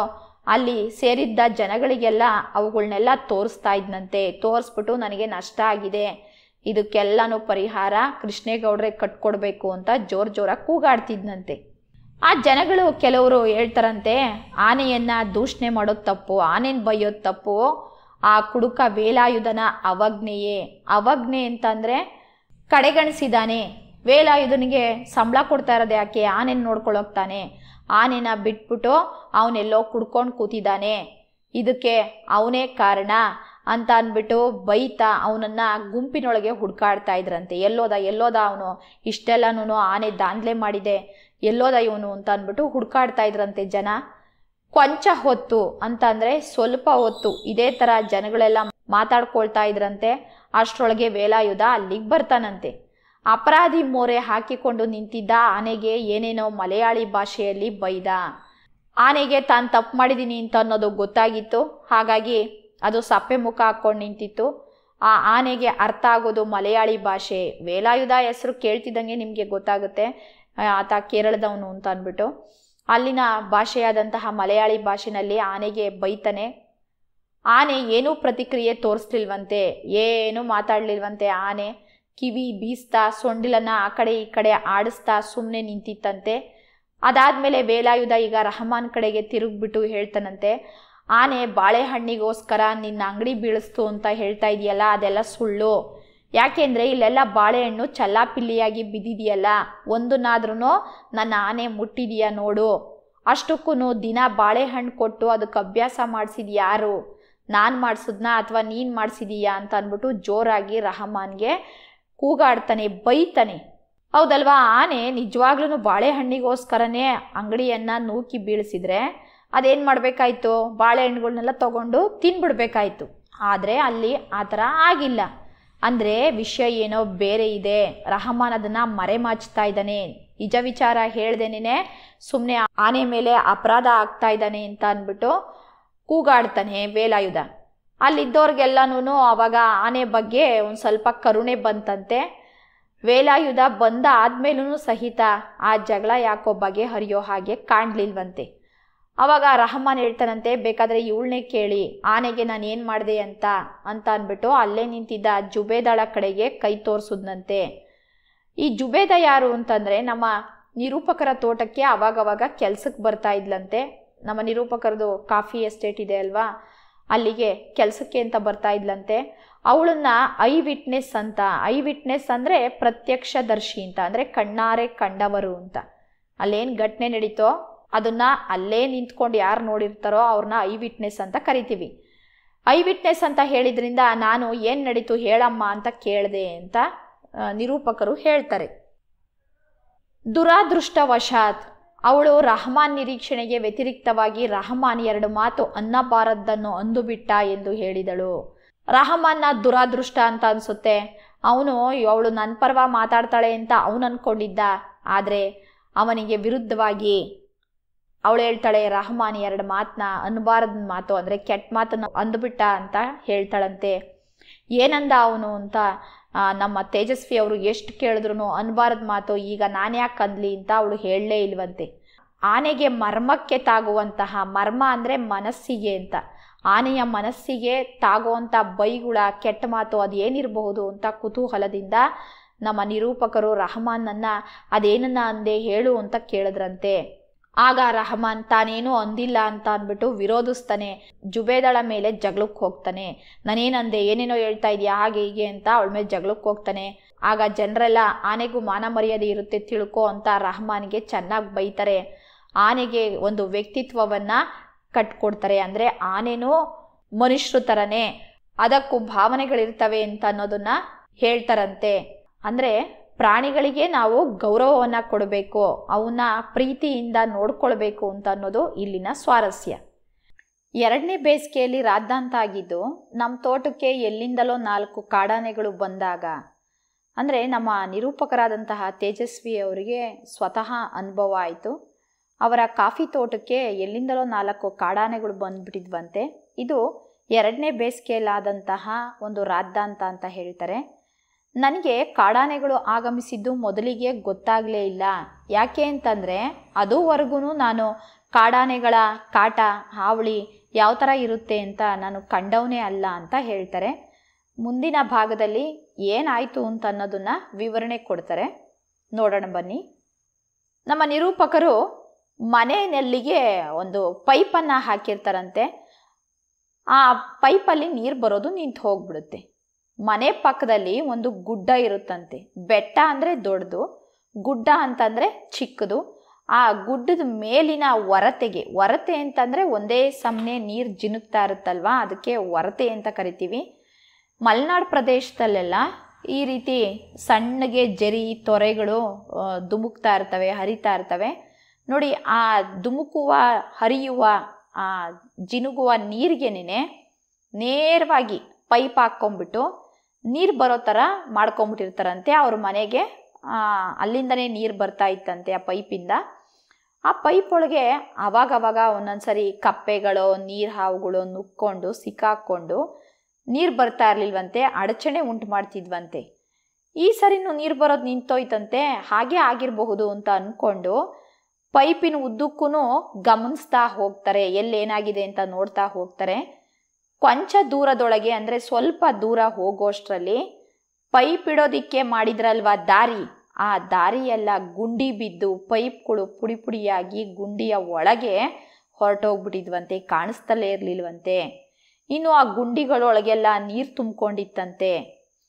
ತೇವ ಆಗಿರೋ ಅಂತಂದರೆ ನೆಂದಿರೋ ನೆಲದಲ್ಲಿ ಆನೆಗಳು ಹೆಜ್ಜೆ ಇಟ್ಟರೆ ಸಣ್ಣ ಸಣ್ಣ ಬಾವಿಗಳೇ ಉಂಟಾಗ್ತವೆ ಅನ್ನೋದಾಗಲಿ, ಪೈಪ್ಗಳೆಲ್ಲ ಪುಡಿ ಪುಡಿಯಾಗಿ ಪಾತಾಳದವರೆಗೂ ಅಂದರೆ ನೆಲದ ಆಳದವರೆಗೂ ಹೊರಟೋಗ್ತವೆ ಅನ್ನೋದಾಗಲಿ ನಮ್ಮ ನಿರೂಪಕರಿಗೆ ಗೊತ್ತೇ ಇರಲಿಲ್ವಂತೆ, ಅದರ ಕಲ್ಪನೆನೂ ಇರಲಿಲ್ವಂತೆ. ಎಲ್ಲ ಜನ ಎಲ್ಲ ಆನೆ ಕಾಟ, ಕಾಡಿಂದ ಆನೆಗಳು ಬಂದ್ಬಿಟ್ಟಿದ್ದಾವೆ, ತೊಂದರೆ ಕೊಡ್ತಾ ಇದ್ದಾವೆ ಅಂತ ಜನ ಎಲ್ಲ ಕೂಗಾಡಕ್ಕೆ ಪ್ರಾರಂಭ ಮಾಡಿದ್ರಂತೆ. ಅದುವರೆಗೂ ಲೇಖಕರೇನು ಅನ್ಕೊಂಡ್ಬಿಟ್ಟಿದ್ರಂತೆ, ಯಾರೋ ಮನುಷ್ಯರೇನೆ ನನ್ನ ಪೈಪಿಗೆ ಬೇಕಂತಲೇ ಈ ಥರ ಜಖಮ್ ಮಾಡಿದ್ದಾರೆ. ಜಖಮ್ ಅಂದರೆ ಹಾನಿ ಅಂತ, ಬೇಕಂತಲೇ ಹಾಳು ಮಾಡಿದ್ದಾರೆ ಅಂತ ಅವರು ಅಂದ್ಕೊಂಡಿದ್ರಂತೆ. ಎಲ್ಲರೂ ಆನೆ ಕಾಟ ಅಂತ ಕೂಗಾಡಿದ ಮೇಲಂತೆ ಅವ್ರಿಗೆ ಗೊತ್ತಾಗಿದ್ದು, ಓ ಕಾಡಾನೆಗಳು ದಾಳಿ ಮಾಡಿದ್ದಾವೆ, ಅವು ಕಾಲಿಟ್ಟು ಪೈಪ್ಗಳೆಲ್ಲ ಒಡೆದೋಗಿದ್ದಾವೆ, ಅವು ತೇವ ಇರೋ ನೆಲದಲ್ಲಿ ಹೆಜ್ಜೆ ಇಟ್ಟರೆ ಸಣ್ಣ ಸಣ್ಣ ಬಾವಿ ಗಾತ್ರದ್ದು ಹಳ್ಳ ಉಂಟಾಗುತ್ತೆ ಅಂತ ಅವಾಗ ಅವರಿಗೆ ಗೊತ್ತಾಯ್ತಂತೆ. ಮುಂದುವರಿಸಿ ಹೇಳ್ತಾರೆ, ಈ ಆನೆಗಳಿಂದ ಜನಕ್ಕೆ ಏನು ತೊಂದರೆ ಆಯಿತೋ ನನಗಂತೂ ಸರಿಯಾಗಿ ಗೊತ್ತಿಲ್ಲ. ನನಗಂತೂ ಬೇಲಿ ಹಲವೆಡೆ ಹಾಳಾಯಿತು. ಅವ್ರು ಕಾಫಿ ಎಸ್ಟೇಟ್ಗೆ ಬೇಲಿ ಹಾಕಿದ್ರಲ್ವಾ, ಈ ಆನೆಗಳು ಗುಂಪಾಗಿ ಬಂದಿದ್ರಿಂದ ಬೇಲಿಯೆಲ್ಲ ತುಳ್ಕೊಂಡು ಹಾಳು ಮಾಡ್ಕೊಂಡು ಬಂದಿರ್ತವೆ. ಬೇಲಿ ಹೊರಟೋಗಿತ್ತು, ಪೈಪೆಲ್ಲ ತುಂಡಾಗ್ಬಿಟ್ಟಿತ್ತು, ಎಲ್ಲ ಜಜ್ಜೋಗಿತ್ತು. ಅಷ್ಟು ಬಿಟ್ಟರೆ ಹೆಚ್ಚಿನ ಹಾನಿ ತೊಂದರೆ ಏನೂ ಆಗಲಿಲ್ಲ ಅಂತ ಹೇಳ್ತಾರೆ. ಆದ್ರೂ ಅವಾಗವಾಗ ಸುದ್ದಿ ಬರ್ತಾನೆ ಇರುತ್ತೆ, ಹಳೆ ಕೊಪ್ಪದ ಹತ್ರ ಯಾರೋ ಸೈಕಲ್ನೊಂದನ್ನ ಓಡಿಸ್ಕೊಂಡು ಹೋದ್ವಂತೆ, ಬಿದ್ರಳ್ಳಿ ಹತ್ರ ಕಾಫಿ ತೋಟದ ಒಳಕ್ಕೆ ನುಗ್ಗಿ ಕೆಲಸ ಮಾಡ್ತಿದ್ದವ್ರನ್ನ ಹೆದರಿಸಿ ತೊಂದರೆ ಮಾಡಿದ್ವಂತೆ ಅಂತ ಸುದ್ದಿ ಬರ್ತಾನೆ ಇತ್ತು. ಮೂಡಿಗೆರೆಗೆ ನನ್ನ ಇಕಾಲಜಿಸ್ಟ್ ಗೆಳೆಯ, ಇಕಾಲಜಿಸ್ಟ್ ಅಂದರೆ ಪರಿಸರ ತಜ್ಞ ಅಂತ, ನನ್ನ ಗೆಳೆಯ ಪ್ರಕಾಶ್ ಬರೋವರೆಗೂ ಕಾಡಾನೆಗಳ ಕಾಟದ ಬಗ್ಗೆ ಜನ ಬೈಕೊಂಡು ಗೊಣಗಾಡ್ಕೊಂಡು ಸುಮ್ಮನೆ ಆಗ್ತಿದ್ರು, ಅಷ್ಟೇ ಜನರ ಪ್ರತಿಕ್ರಿಯೆ ಇತ್ತು. ಆದರೆ ನನ್ನ ಇಕಾಲಜಿಸ್ಟ್ ಗೆಳೆಯ ಪ್ರಕಾಶ್ ಬಂದ ಮೇಲೆ ಜನರ ಸಿಟ್ಟು ಹೆಚ್ಚಾಗುತ್ತೆ ಅಂತ ಹೇಳ್ತಾರೆ. ಅದೇನು ಅಂತ ಮುಂದಿನ ಭಾಗದಲ್ಲಿ ನೋಡೋಣ. ನಮ್ಮ ನಿರೂಪಕರ ಗೆಳೆಯ ಪ್ರಕಾಶ್ ಬಂದಿದ್ದು ಅಪ್ಪರ್ ಭದ್ರಾ ಅಣೆಕಟ್ಟಿನಿಂದ ಮುಳುಗಡೆಯಾಗುವ ಕಾಡುಗಳನ್ನು ಸರ್ವೆ ಮಾಡಲು. ಅವನು ಮೂಡಿಗೆರೆಯಲ್ಲಿ ಒಂದು ಭಾಷಣ ಮಾಡುತ್ತಾ, ಕಾಡಾನೆಗಳು ಊರಿನ ಕಡೆ ಬಂದು ಜನರ ಪೈರು ಫಸಲಿಗೆ ಹಾನಿ ಮಾಡಲು ಕಾರಣ ಅರಣ್ಯ ಇಲಾಖೆಯವರು ಕಾಡಿನ ಮರಗಳನ್ನು ತೆಗೆದು ನೀಲಗಿರಿ, ಅಕೇಶಿಯಾ ಮುಂತಾದ ಆನೆಗಳಿಗೆ ನಿರುಪಯುಕ್ತವಾದದ್ದನ್ನು ನೆಡುತ್ತಿರುವುದು ಎಂದು ಹೇಳಿದ. ಪ್ರಕಾಶ್ ಬಂದಿದ್ದು ಅಪ್ಪರ್ ಭದ್ರಾ ಅಣೆಕಟ್ಟಿನಿಂದ. ನೋಡಿ, ಈಗ ಇದು ಭದ್ರಾ ಡ್ಯಾಮ್ ಕಟ್ಟಿದ್ದಾರೆ ನೋಡಿ. ಇದೆಲ್ಲ ಡ್ಯಾಮ್ ಕಟ್ಟಿದಾಗ ಏನಾಗುತ್ತೆ, ಈ ಕಾಡು ಅಥವಾ ಊರುಗಳಿದ್ರೆ ಅವೆಲ್ಲ ಮುಳುಗೋಗ್ಬಿಡ್ತವೆ. ಮೊದಲೇನು ಮಾಡುತ್ತೆ ಸರ್ಕಾರ, ಸರ್ವೆ ಮಾಡೋದಿಕ್ಕೆ ಗೌರ್ಮೆಂಟಿಂದ ಒಬ್ಬ ವ್ಯಕ್ತಿಯನ್ನ, ಅಧಿಕಾರಿಯನ್ನ ಕಳಿಸ್ತಾರೆ. ಅವರು ಎಲ್ಲ ಸರ್ವೆ ಮಾಡಿ ಗೌರ್ಮೆಂಟ್ಗೆ ರಿಪೋರ್ಟ್ ಕೊಡ್ತಾರೆ. ಆಮೇಲೆ ಸರ್ಕಾರ ಅದನ್ನ ಮಂಜೂರು ಮಾಡುತ್ತೆ. ಅಂದರೆ ಅಣೆಕಟ್ಟು ಕಟ್ಟೋದಿಕ್ಕೆ, ಅಂದರೆ ಡ್ಯಾಮ್ ಕಟ್ಟೋದಿಕ್ಕೆ ಇದು ಸರಿಯಾದ ಸ್ಥಳನಾ ಅಲ್ವಾ ಅಂತ ತೀರ್ಮಾನ ಮಾಡುತ್ತೆ. ನೋಡಿ, ಇದೇನೇನೆ ಭದ್ರಾ ಡ್ಯಾಮ್ ಅಂತ. ಈ ಅಣೆಕಟ್ಟಿನಿಂದ ಅಂದರೆ ಈ ಡ್ಯಾಮ್ ಕಟ್ಟೋದ್ರಿಂದ ಎಷ್ಟು ಪ್ರದೇಶ ಮುಳುಗಡೆ ಆಗುತ್ತೆ, ಎಷ್ಟು ಕಾಡು ನಾಶ ಆಗುತ್ತೆ ಅಂತ ಅಂದ್ಬಿಟ್ಟು ಸರ್ವೆ ಮಾಡೋದಕ್ಕೆ ಪ್ರಕಾಶ್ ಬಂದಿರ್ತಾರೆ. ಅವರು ಮೂಡಿಗೆರೆ ಜನರನ್ನೆಲ್ಲ ಒಂದು ಕಡೆ ಸೇರಿಸಿ ಒಂದು ಭಾಷಣವನ್ನು ಮಾಡ್ತಾ ಇರ್ತಾರೆ. ಅಂದರೆ ತಾವು ಬಂದಿರೋ ಉದ್ದೇಶ ಏನು, ಇದರಿಂದ ನಿಮಗೆಲ್ಲ ಏನೇನು ಅನುಕೂಲ ಆಗುತ್ತೆ ಅಂತ ಎಲ್ಲ ಹೇಳೋದಿಕ್ಕೆ ಅಂತ ಬಂದಿರ್ತಾರೆ. ಆ ಭಾಷಣ ಮಾಡ್ತಾ ಮಾಡ್ತಾ ಅವ್ರಿಗೆ ಒಂದು ವಿಚಾರ ಬರುತ್ತೆ ಅವ್ರ ಭಾಷಣದಲ್ಲಿ. ಏನು ಅಂತಂದರೆ, ಈ ಕಾಡಾನೆಗಳು ಊರು ಕಡೆಗೆಲ್ಲ ಬಂದು ಜನರು ಬೆಳೆದಿರೋ ಪೈರನ್ನ ಅಂತಂದರೆ ಸಸಿಗಳನ್ನು, ಚಿಕ್ಕ ಚಿಕ್ಕ ಗಿಡಗಳನ್ನು, ಆಮೇಲೆ ಫಸಲು ಅಂತಂದರೆ ಬೆಳೆ, ಆ ಬೆಳೆಯನ್ನು ನಾಶ ಮಾಡೋದಕ್ಕೆ ಕಾರಣ ಅರಣ್ಯ ಇಲಾಖೆಯವರು ಕಾಡಿನಲ್ಲಿ ಮರಗಳನ್ನು ಅಂದರೆ ಸೊಪ್ಪುಗಳನ್ನು, ಹಣ್ಣುಗಳನ್ನು ಕೊಡ್ತಕ್ಕಂಥ ಮರಗಳನ್ನು ತೆಗೆದುಬಿಟ್ಟು, ನೋಡಿ ಈ ಥರ ನೀಲಗಿರಿ ಮರ ಮತ್ತು ಅಕೇಶಿಯಾ ಮುಂತಾದ ಆನೆಗಳಿಗೆ ನಿರುಪಯುಕ್ತವಾದ, ನೋಡಿ ನೀಲಗಿರಿ ಸೊಪ್ಪು ವಾಸನೆ ಇರುತ್ತೆ, ಅಕೇಶಿಯಾ ನೋಡಿ ವಿದ್ಯಾರ್ಥಿಗಳೇ, ಇದೇನೇನೆ ಅಕೇಶಿಯಾ ಅಂತ ಕರಿತೀವಿ. ನೋಡಿ ಅಕೇಶಿಯಾ ಗಿಡ, ಇದರ ಸೊಪ್ಪು ಯಾವ ಪ್ರಾಣಿಗಳು ಸಹಿತ ತಿನ್ನೋದಿಲ್ಲ. ಹಾಗಾಗಿ ಪ್ರಾಣಿಗಳಿಗೆ ಉಪಯೋಗ ಆಗದೆ ಇರೋ ಮರಗಳನ್ನು ನೆಡ್ತಾ ಇದ್ದಾರೆ. ಅದಕ್ಕೆ ಅವು ಆಹಾರ ಹುಡುಕೊಂಡು ನಾಡಿನ ಕಡೆ ಬರ್ತಾ ಇದ್ದಾವೆ ಅಂತ ಹೇಳ್ತಾರೆ. ಪ್ರಕಾಶ್ ಭಾಷಣದ ಮಧ್ಯೆ ಈ ರೀತಿ ಕ್ವಚಿತ್ತಾಗಿ ಅಂದರೆ ಆಕಸ್ಮಿಕವಾಗಿ ಪ್ರಸ್ತಾಪಿಸಿದ ಈ ವಿಷಯ ದೊಡ್ಡ ತರಲೆಗೆ ಕಾರಣವಾಯಿತು. ಗಂಧ ಸಾಗಣೆ ಪ್ರತಿಬಂಧಿಸುತ್ತಾ, ಮರ ಸಾಗಿಸಲು ಪರ್ಮಿಟ್ಟಿಗೆ ಸತಾಯಿಸುತ್ತಾ, ಶಿಕಾರಿಗೆ ಅಡ್ಡಿ ಮಾಡುತ್ತಾ ಹಲವು 18 ರೀತಿಗಳಿಂದ ಜನಗಳ ಸಿಟ್ಟಿಗೆ ಕಾರಣವಾಗಿದ್ದ ಅರಣ್ಯ ಇಲಾಖೆಯವರ ಮೇಲೆ ಎಲ್ಲ ಸಿಟ್ಟಿಗೆದ್ದರು. ರೈತ ಸಂಘದ ಚಳುವಳಿಯೊಳಗೆ ಈ ಕದೀಮರೆಲ್ಲ ಸೇರಿಕೊಂಡು ಅರಣ್ಯ ಇಲಾಖೆಯವರ ನೀಲಗಿರಿ ನರ್ಸರಿಗಳನ್ನೆಲ್ಲ ಹಾಳು ಮಾಡಿ ಕಚೇರಿ ಮುಂದೆ ಕರಿಬಾವುಟ ಹಿಡಿದು ಧರಣಿ ಕುಳಿತರು. ಅರಣ್ಯ ಇಲಾಖೆಯ ಫಾರೆಸ್ಟರ್ ನಾಗರಾಜ ಕೃಷ್ಣೇಗೌಡನ ಹೆಣ್ಣಾನೆ ದೆಸೆಯಿಂದಲೇ ಕಾಡಾನೆಗಳು ಊರಿಗೆ ಬರುತ್ತಿವೆ ಎಂದು ವಿನಾಕಾರಣ ಕೃಷ್ಣೇಗೌಡನ ಆನೆಯ ಮೇಲೆ ದೂರು ಹಾಕಿದ. ಆದರೆ ಜನ ನಾಗರಾಜನ ವಾದಕ್ಕೆ ಸೊಪ್ಪು ಹಾಕದೆ ಅರಣ್ಯ ಇಲಾಖೆ ವಿರುದ್ಧ ಗಲಾಟೆ ಮುಂದುವರಿಸಿದರು. ಪ್ರಕಾಶ್ ಭಾಷಣದ ಮಧ್ಯೆ ಈ ಆನೆಗಳ ಕಾಟದ ಬಗ್ಗೆ ಆಕಸ್ಮಿಕವಾಗಿ ಹೇಳಿದಂತಹ ಈ ವಿಚಾರ ದೊಡ್ಡ ತರಲೆಗೆ ಅಂದರೆ ದೊಡ್ಡ ಜಗಳಕ್ಕೆ ಕಾರಣ ಆಯಿತು. ಗಂಧದ ಮರಗಳನ್ನು ಕದ್ದು ಕಡಿದು ಕೆಲವರು ಸಾಗಿಸ್ತಾ ಇದ್ರು, ಅದನ್ನೆಲ್ಲ ಹಿಡ್ದಾಕ್ತಾ ಇದ್ದ. ಮರ ಸಾಗಿಸೋದಿಕ್ಕೆ ಪರ್ಮಿಷನ್ ಕೊಡೋದಿಕ್ಕೆ ಸತಾಯಿಸ್ತಾ ಇದ್ದ. ಶಿಕಾರಿ ಅಂದರೆ ಬೇಟೆ ಅಂತ, ಬೇಟೆ ಆಡೋದಿಕ್ಕೆ ಅಡ್ಡಿಪಡಿಸ್ತಾ 18 ರೀತಿಗಳಿಂದ ಜನಗಳ ಕೋಪಕ್ಕೆ ಕಾರಣವಾಗಿದ್ದಂತಹ ಅರಣ್ಯ ಇಲಾಖೆಯವರ ಮೇಲೆ ಎಲ್ಲ ಸಿಟ್ಟಿಗೆದೇಳ್ತಾರೆ. ರೈತ ಸಂಘದ ಚಳುವಳಿಯೊಳಗೆ ಈ ಖದೀಮ್ರೆಲ್ಲ ಅಂತಂದರೆ ಕಳ್ಳರು ಯಾರ್ಯಾರು ಅಂತಂದರೆ ಗಂಧದ ಮರ ಸಾಗಣೆ ಮಾಡ್ತಕ್ಕಂಥವ್ರು, ಕ್ರಿಮಿನಲ್ಸು, ಮರನ ಪರ್ಮಿಷನ್ ಇಲ್ದಂಗೆ ಕಡ್ದು ಸಾಗಿಸ್ತಕ್ಕಂಥವ್ರು, ಬೇಟೆ ಆಡ್ತಕ್ಕಂತಹ ಜನರು, ಇವರೆಲ್ಲ ಕಳ್ಳರುಗಳು. ಇವರೆಲ್ಲ ಸೇರಿಕೊಂಡು ಅರಣ್ಯ ಇಲಾಖೆಯವರ ನೀಲಗಿರಿ ನರ್ಸರಿಗಳನ್ನೆಲ್ಲ ಹಾಳು ಮಾಡ್ತಾರೆ. ನೋಡಿ, ಇದೇನೆ ನೀಲಗಿರಿ ಗಿಡನೆಲ್ಲನೂ ಇಲ್ಲಿ ಬೆಳೆಸಿದಾರೆ ನೋಡಿ, ಇದನ್ನೇ ನಾವು ನರ್ಸರಿ ಅಂತ ಕರಿತೀವಿ. ಇದನ್ನೆಲ್ಲ ಹಾಳು ಮಾಡ್ತಾರೆ, ಧ್ವಂಸ ಮಾಡ್ತಾರೆ. ಅಷ್ಟೇ ಅಲ್ಲ, ಕಚೇರಿ ಅಂದರೆ ಆಫೀಸ್ ಅಂತ, ಆ ಕಚೇರಿ ಮುಂದೆ ಕಪ್ಪು ಬಾವುಟವನ್ನು ಹಿಡಿದು ಧರಣಿಗೆ ಕೂತ್ಕೊತಾರೆ, ಡೌನ್ ವಿತ್ ಎಲ್ಲ ಕೂಗ್ತಾರೆ, ಧಿಕ್ಕಾರ ಹೇಳ್ತಾರೆ. ಅರಣ್ಯ ಇಲಾಖೆಯ ಫಾರೆಸ್ಟರ್ ನಾಗರಾಜ ಕೃಷ್ಣೇಗೌಡನ ಹೆಣ್ಣಾನೆಯಿಂದನೇ ಕಾಡಾನೆಗಳು ಊರಿಗೆ ಬರ್ತಾ ಇದ್ದಾವೆ ಅಂತ ಅಂದ್ಬಿಟ್ಟು ವಿನಾಕಾರಣ ತಪ್ಪೇ ಮಾಡದೇ ಇರ್ತಕ್ಕಂಥ ಕೃಷ್ಣೇಗೌಡರು ಆನೆ ಮೇಲೆ ದೂರು ಹಾಕ್ತಾನೆ. ಆದರೆ ಜನ ನಾಗರಾಜನ ಈ ವಾದಕ್ಕೆ ಸೊಪ್ಪು ಹಾಕಲಿಲ್ಲ. ಸೊಪ್ಪು ಹಾಕೋದು ಅಂತಂದರೆ ಅವನ ಮಾತನ್ನು ಒಪ್ಕೊಳ್ಳಿಲ್ಲ. ಅರಣ್ಯ ಇಲಾಖೆಯವರ ವಿರುದ್ಧ ಗಲಾಟೆಯನ್ನು ಮುಂದುವರಿಸ್ತಾರೆ. ಭದ್ರಾ ಅರಣ್ಯದಲ್ಲಿ ಪ್ರಕಾಶನ ಜೊತೆ ನಾನು ತಿರುಗುತ್ತಿರಬೇಕಾದರೆ ಮೂಡಿಗೆರೆ ಕಾಡಪ್ಪ ಶೆಟ್ಟರು ಹೊಸದೊಂದು ವರ್ತಮಾನ ನಮಗೆ ಮುಟ್ಟಿಸಿದರು. ಅವರು ವೇಲಾಯುಧನೊಡನೆ ಜೀಪಿನಲ್ಲಿ ಕಾಡೊಳಗಿನ ದಾರಿಯಲ್ಲಿ ನಮಗೆ ಸಿಕ್ಕು ಕೃಷ್ಣೇಗೌಡನ ಆನೆಯ ಮೇಲೆ ಅಯ್ಯಪ್ಪ ಸ್ವಾಮಿ ಫೋಟೋ ಇಟ್ಟು ಮೆರವಣಿಗೆ ಮಾಡುತ್ತಿದ್ದಾಗ ಅದಕ್ಕೆ ಇದ್ದಕ್ಕಿದ್ದಂತೆ ತಲೆ ಕೆಟ್ಟು ಅಂಬಾರಿ ಸಮೇತ ಕಾಡಿಗೆ ಓಡಿ ಹೋಯಿತು ಎಂದು ಹೇಳಿದರು. ಭದ್ರಾ ಅರಣ್ಯದಲ್ಲಿ ಅಂತಂದರೆ ಭದ್ರಾ ಡ್ಯಾಮ್ ಕಟ್ಟಬೇಕಾಗಿತ್ತಲ್ವಾ, ಆ ಕಾಡಿನ ಪ್ರದೇಶದಲ್ಲಿ ಪ್ರಕಾಶ್ ಅವರ ಜೊತೆ ನಮ್ಮ ತೇಜಸ್ವಿ ಅವರು ತಿರುಗಾಡ್ತಾ ಇರ್ತಾರೆ. ಆಗ ಮೂಡಿಗೆರೆ ಕಾಡಪ್ಪ ಶೆಟ್ಟರು ಹೊಸದಾಗಿ ಒಂದು ಸುದ್ದಿಯನ್ನು ಅವ್ರಿಗೆ ಹೇಳ್ತಾರೆ. ಏನು ಅಂತಂದರೆ, ಅವರು ಮತ್ತು ವೇಲಾಯುಧ ಇಬ್ಬರೂ ಜೀಪ್ ಒಳಗಡೆ ಕೂತ್ಕೊಂಡು ಕಾಡ್ದಾರಿಯಲ್ಲಿ ಇವ್ರಿಗೆ ಸಿಗ್ತಾರೆ. ಕೃಷ್ಣೇಗೌಡರು ಆನೆ ಮೇಲೆ ಅಯ್ಯಪ್ಪ ಸ್ವಾಮಿ ಫೋಟೋ ಇಟ್ಟು ಮೆರವಣಿಗೆ ಮಾಡ್ತಿದ್ದಾಗ ಅದಕ್ಕೆ ಇಕ್ಕಿದ್ದಂಗೆ ತಲೆ ಕೆಟ್ಟು ಅಂತಂದರೆ ಬುದ್ಧಿ ಕೆಟ್ಟು ಅಂಬಾರಿ ಸಮೇತ ಕಾಡಿಗೆ ಹೊರಟೋಯ್ತು ಅಂತ ಹೇಳ್ತಾರಂತೆ. ಏನಾಯಿತು ಅಂತಂದರೆ, ಮೆರವಣಿಗೆ ಮಾಡ್ತಿರ್ಬೇಕಾದ್ರೆ ಅದರ ಬೆನ್ನ ಮೇಲಿನ ಅಂಬಾರಿ ದಾರಿ ನಡುವೆ ಜೋತ್ ಬಿದ್ದಿದ್ದಂತಹ ಎಲೆಕ್ಟ್ರಿಕ್ ಲೈನಿಗೆ ತಾಕಿ ಪಟಾರ್ ಅಂತ ಪಟಾಕಿ ಹೊಡೆದಂಗೆ ಶಬ್ದ ಆಯ್ತಂತೆ. ಗಾಬರಿಯಾದ ಆನೆ ವೇಲಾಯುಧನ ಮಾತನ್ನೂ ಕೇಳದೆ ರಸ್ತೆ ಬಿಟ್ಟು ಗದ್ದೆ ಒಳಗೆ ಇಳಿದು ಕಾಡಿನ ದಾರಿ ಹಿಡಿದು ಓಡ್ ಹೋಯ್ತಂತೆ.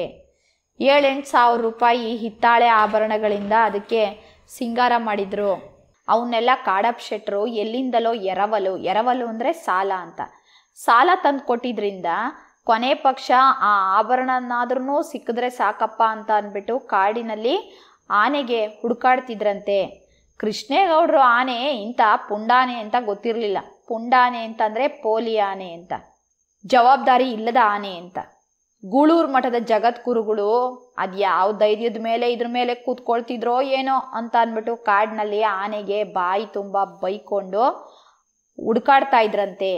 ಆನೆ ಓಡಿ ಬಂದು ಕಾಡಿನ ಆನೆಗಳ ಜೊತೆ ಸೇರ್ಕೊಂಡಿರಬಹುದು ಅಂತ ಊಹೆ ಮಾಡಿ ಕಾಡಿನಲ್ಲಿ ಅದನ್ನು ಹುಡುಕಿ ವೇಲಾಯುಧನ ಜೊತೆಗೆ ತಿರುಗಾಡ್ತಾ ಇದ್ರಂತೆ. ಮೈ ತುಂಬ ಸಿಂಗಾರ ಮಾಡಿಕೊಂಡು ಬೆನ್ನ ಮೇಲೆ ಅಂಬಾರಿ ಹೊತ್ಕೊಂಡಿದ್ದ ಈ ಆನೆಯನ್ನು ಕಾಡಾನೆಗಳು ಅವುಗಳು ಗುಂಪಿಗೆ ಸೇರಿಸ್ಕೊಳ್ತಾವ ಅಂತ ಅಂದ್ಬಿಟ್ಟು ನಮ್ಮ ನಿರೂಪಕರಿಗೆ ಅನುಮಾನ ಆಯ್ತಂತೆ. ವಿದ್ಯಾರ್ಥಿಗಳೇ ನೋಡಿ, ಈ ಥರ ಆನೆಗೆ ಹಿತ್ತಾಳಿ ಆಭರಣಗಳನ್ನೆಲ್ಲ ಹಾಕಿರ್ತಾರೆ. ಆಮೇಲೆ ಈ ಥರ ಮೈ ಮೇಲೆಲ್ಲನೂ ರಂಗೋಲೆ ಎಲ್ಲ ಬರೆದು ಚಿತ್ತಾರ ಎಲ್ಲ ಬಿಡಿಸಿರ್ತಾರೆ ನೋಡಿ. ಇಲ್ಲಿ ಕಿವಿ ಮೇಲೆಲ್ಲ ಬಿಡಿಸಿದ್ದಾರೆ. ಈ ಥರ ಮೇಲುಗಡೆ ಬಟ್ಟೆ ಎಲ್ಲ ಹಾಕಿ ಇಲ್ಲಿ ಅಂಬಾರಿ ಕಟ್ಟಿರ್ತಾರೆ. ಇಷ್ಟೊಂದು ಶೃಂಗಾರ ಆಗಿರೋ ಆನೆನ ಕಾಡಾನೆಗಳು ಅವು ಗುಂಪಿಗೆ ಸೇರಿಸ್ಕೊಳ್ತಾವ ಅಂತ ಅಂದ್ಬಿಟ್ಟು ನಮ್ಮ ನಿರೂಪಕರಿಗೆ ಅನುಮಾನ ಆಯ್ತಂತೆ. ಅದು ಕಾಡಿಗೆ ಓಡೋಗಿರೋ ವಿಷಯನೇ ಮುಖ್ಯ ವಿಷಯ ಮಾಡಿಕೊಂಡು ಅದು ಬೆದೆಗೆ ಬಂದಿದ್ರಿಂದಲೇ, ಬೆದೆಗೆ ಅಂತಂದರೆ ಬ್ರೀಡಿಂಗ್ ಅಂತ, ಸಂತಾನೋತ್ಪತ್ತಿಗೆ ಸಿದ್ಧವಾಗಿದೆ ಅನ್ನೋ ಅರ್ಥ ಬರುತ್ತೆ. ಆ ಹೆಣ್ಣಾನೆ ಆಗಿದ್ರಿಂದಲೇ ಕಾಡಿನ ಆನೆಗಳು ಊರಿಗೆ ಬಂದು ತೊಂದರೆ ಕೊಡ್ತಾ ಇದ್ದಾವೆ ಅಂತ ಅಂದ್ಬಿಟ್ಟು ನಾಗರಾಜ ಹೇಳ್ತಾನಂತೆ. ಚಳುವಳಿಗಾರರು ಆನೆಗೆ ಕರೆಂಟ್ ಶಾಕ್ ಹೊಡೆದ್ರಿಂದಲೇ ಅದು ಓಡಿದೆ ಅಂತ ಹೇಳಿ ಅಷ್ಟೊಂದು ಕೆಳಗೆ ತಂತಿ ಎಳೆದಿದ್ದಂತಹ ಎಲೆಕ್ಟ್ರಿಕ್ ಡಿಪಾರ್ಟ್ಮೆಂಟ್ನವ್ರನ್ನ ಬೈತಾರಂತೆ. ಒಟ್ನಲ್ಲಿ ಕಾಡಾನೆಗಳ ಆಗಮನದೊಂದಿಗೆ ಪ್ರಾರಂಭವಾದ ರಾದ್ದಾಂತಗಳೆಲ್ಲ, ಕಾಡಾನೆಗಳ ಆಗಮನ ಅಂತ ಅಂದ್ರೆ ನಮ್ಮ ನಿರೂಪಕರು ಮನೆಯಲ್ಲಿಗೆ ಅಂತ ಅಂದ್ಬಿಟ್ಟು ಒಂದು ಪೈಪ್ ಹಾಕೊಂಡಿರ್ತಾರಲ್ಲ ನೋಡಿ, ಆಗ ಕಾಡಾನೆಗಳ ಆಗಮನದೊಂದಿಗೆ ಪ್ರಾರಂಭವಾದಂತಹ ಈ ಗೋಳು ಕೃಷ್ಣೇಗೌಡರು ಆನೆ ಕಾಡಿಗೆ ಹೊರಟೋಯ್ತಲ್ಲ ಅಲ್ಲಿಗೆ ನಿಂತೋದ್ವಂತೆ. ಮಳೆಗಾಲ ಶುರುವಾಯಿತು, ಜನಗಳು ಕೋಪ ಎಲ್ಲ ತಣ್ಣಗಾಯಿತು. ಅವರು ಗಲಾಟೆ ಎಲ್ಲ ನಿಲ್ಲಿಸಿ ವ್ಯವಸಾಯದ ಕಡೆಗೆ ತಮ್ಮ ಕೆಲಸದಲ್ಲಿ ತೊಡಕೊಳ್ತಾರಂತೆ. ಆನೆ ಇಲ್ಲದ್ರಿಂದ ಕೆಲಸವಿಲ್ಲದ ವೇಲಾಯುಧ ಶಿವೇಗೌಡರು ಸಾಮಿಲಲ್ಲಿ ಕೆಲಸಕ್ಕೆ ಸೇರ್ಕೊಳ್ತಾನಂತೆ. ಯಾಕೆ ಅಂತಂದರೆ ಆನೆನ ನೋಡ್ಕೊಳ್ತಿದ್ದಕ್ಕೆ ತಾನೇ ಕೃಷ್ಣೇಗೌಡ ಆತನಿಗೆ ಸಂಬಳ ಕೊಡ್ತಾ ಇದ್ದಿದ್ದು. ಈಗ ಆನೆನೇ ಇಲ್ಲ ಅಂತಂದಮೇಲೆ ಅವನಿಗೆ ಸಂಬಳ ಸಿಗಲ್ಲ. ಹಾಗಾಗಿ ಅವನು ಸಂಸಾರ ನಡೆಸೋದಿಕ್ಕೆ ಬೇರೆ ಉದ್ಯೋಗ ನೋಡ್ಕೋಬೇಕಾಯ್ತು. ವೇಲಾಯುಧ ಶಿವೇಗೌಡರು ಸಾಮಿಲಲ್ಲಿ ಕೆಲಸಕ್ಕೆ ಸೇರ್ಕೊಳ್ತಾನೆ. ಜುಲೈ ತಿಂಗಳ ಜಡಿ ಮಳೆಯಲ್ಲಿ ಒಂದಿನ ಕೃಷ್ಣೇಗೌಡರು ಆನೆ ಹೆಂಗೋಯ್ತೋ ಹಂಗೆ ಪ್ರತ್ಯಕ್ಷ ಆಗ್ಬಿಡೋದ. ಬೆಳಿಗ್ಗೆ ಎದ್ದು ನೋಡಿದ್ರೆ ಖಾಲಿ ಇದ್ದ ಲಾಯದಲ್ಲಿ, ಲಾಯ ಅಂತಂದ್ರೆ ಆನೆಗಳನ್ನ ಕುದುರೆಗಳನ್ನ ಕಟ್ಟಾಕೋ ಸ್ಥಳಕ್ಕೆ ಲಾಯ ಅಂತ ಕರಿತೀವಿ. ಆ ಲಾಯದಲ್ಲಿ ಕೃಷ್ಣೇಗೌಡರು ಆನೆ ಏನೋ ಆಗೇ ಇಲ್ವೇನೋ ಅನ್ನೋ ಹಾಗೆ ಸೊಂಡಿಲನ್ನ ಆ ಕಡೆಯಿಂದ ಈ ಕಡೆ ಆಡಿಸ್ತಾ ನಿಂತ್ಕೊಂಡಿತ್ತಂತೆ. ಮೊದಲಲ್ಲಿ ಯಾರಿಗೂ ಅದ್ರ ಹತ್ರ ಹೋಗೋದಿಕ್ಕೆ ಭಯ ಆಗಿತ್ತಂತೆ. ಯಾಕೆಂದ್ರೆ ಕಾಡಿಗೆ ಹೋಗಿ ಬಂದಿದ್ರಿಂದ ಅದರ ವ್ಯಕ್ತಿತ್ವದಲ್ಲಿ ಅಂತ ಅಂದ್ರೆ ಅದರ ನಡವಳಿಕೆಯಲ್ಲಿ ಏನಾದರೂ ಬದಲಾವಣೆ ಆಗ್ಬಿಟ್ಟಿದೆಯೇನೋ ಅಂತ ಅಂದ್ಬಿಟ್ಟು ಜನ ಹೆದರ್ಕೊಳ್ತಾ ಇದ್ರಂತೆ. ಅದು ಎಂದಿನ ಹಾಗೆ ಅಂದ್ರೆ ಇದಕ್ಕಿಂತ ಮುಂಚೆ ಹೇಗಿತ್ತೋ ಹಾಗೇನೇನೆ ಅಂಗಡಿಗಳ ಹತ್ರಕ್ಕೆಲ್ಲ ಹೋಗಿ ಬಾಳೆಹಣ್ಣನ್ನ ಸೊಂಡಿಲಲ್ಲಿ ಕೇಳ್ತಾ ಇತ್ತಂತೆ, ಬೇಡ್ತಾ ಇತ್ತಂತೆ. ಅದು ನೋಡಿ ಜನರಿಗೆ ಸ್ವಲ್ಪ ಸಮಾಧಾನ ಆಯ್ತಂತೆ. ಓ, ಆನೆ ಹಿಂದಿನ ಥರನೇ ಇದೆ ಅಂತ ಅವ್ರಿಗೆ ಅನ್ನಿಸ್ತಂತೆ. ಆದ್ರೂ ತನ್ನದೇ ಆದ ವೈಯಕ್ತಿಕ ಆಸೆ ಆಕಾಂಕ್ಷೆಗಳಿರುವ ಪ್ರಾಣಿ ಅಂತ ಅಂದ್ಬಿಟ್ಟು ಜನ ಮೊದಲಿನಷ್ಟು ಸಲಿಗೆಯನ್ನು ವಹಿಸ್ತಾ ಇರಲಿಲ್ವಂತೆ. ಸಲಿಗೆ ಅಂದರೆ ಸ್ವತಂತ್ರ ಅಂತ, ಅದ್ರ ಹತ್ರಕ್ಕೆ ಹೋಗೋದು, ಅದನ್ನು ಮೈ ಮುಟ್ಟೋದು ಅದೆಲ್ಲ ಮಾಡ್ತಾ ಇರಲಿಲ್ವಂತೆ. ಪ್ರತಿಯೊಂದು ಪ್ರಾಣಿಗೂ ಅಷ್ಟೇ, ನಾವೇನೇ ಬುದ್ಧಿ ಕಲಿಸಿದ್ರು ಅದಕ್ಕೆ ತನ್ನ ಭಾವನೆಗಳು, ತನ್ನ ಆಸೆ ಆಕಾಂಕ್ಷೆಗಳು ಅಂತ ಇರುತ್ತೆ. ಕೆಲವೊಂದು ಸರಿ ಅವನು ನಾವು ನೋಡಬೇಕಾಗುತ್ತೆ. ಹಾಗಾಗಿ ಜನ ಮೊದಲಿನ ಹಾಗೆ ಸಲುಗೆಯಿಂದ ಅದ್ರ ಪಕ್ಕಕ್ಕೆ ಹೋಗೋದಾಗ್ಲಿ, ಅದ್ರ ಮೈ ಮುಟ್ಟೋದು, ಏನಾದರೂ ತಿನ್ನಿಸೋದು, ಏನಾದರೂ ಕೊಡೋದು ಅದನ್ನು ಮಾಡ್ತಾ ಇರಲಿಲ್ವಂತೆ. ಸ್ವಲ್ಪ ಆ ಆನೆಯಿಂದ ದೂರನೇ ಉಳಿತಾ ಇದ್ರಂತೆ. ವಿದ್ಯಾರ್ಥಿಗಳೇ, ಇದಿಷ್ಟು 2ನೇ ಅಧ್ಯಾಯ. ಈ ಅಧ್ಯಾಯದಲ್ಲಿ ನೀವು ಕೃಷ್ಣೇಗೌಡರ ಆನೆ ಹುಟ್ಟಿದ್ದು, ಬೆಳೆದಿದ್ದು, ಹಾಗೆಯೇ ಮೂಡಿಗೆರೆಗೆ ಅದು ಬಂದ ಮೇಲೆ 2 ಬೇಸಿಗೆಯಲ್ಲಿ ಆದಂತಹ 2 ರಾದ್ದಾಂತಗಳ ಬಗ್ಗೆ ತಿಳ್ಕೊಂಡ್ರಿ. ಮುಂದಿನ ತರಗತಿಯಲ್ಲಿ 3ನೇ ಅಧ್ಯಾಯವನ್ನು ನೋಡೋಣ. ಧನ್ಯವಾದಗಳು.